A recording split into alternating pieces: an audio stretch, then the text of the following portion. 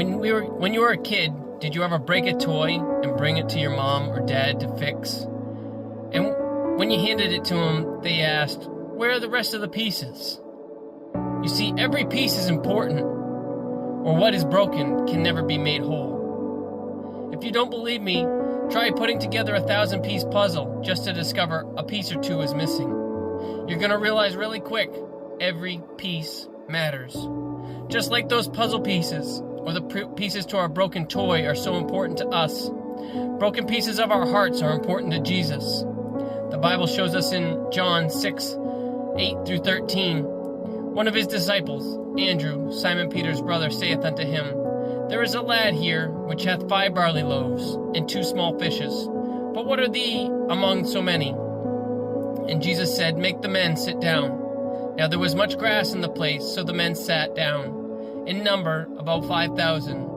And Jesus took the loaves, and when he had given thanks, he distributed to the disciples, and the disciples to them that were set down, and likewise of the fishes as much as they would. When they were filled, he said unto his disciples, Gather up the fragments that remain, that nothing be lost. Therefore they gathered them together, and filled 12 baskets with the fragments of the 5 barley loaves which remained, over and above unto them that had eaten. Now you say, Yeah, I've heard the story of the feeding of the 5,000. I know Jesus cares about our needs and the hungry. Yes, however, that's not what I'm pointing out here. I want you to look at verse 12. The second half of the verse, Jesus tells the disciples to gather up the fragments, that nothing be lost. He wasn't concerned about littering or wildlife here. So why would he care about the pieces, the broken pieces of bread? To show us that he cares about every piece of our broken hearts.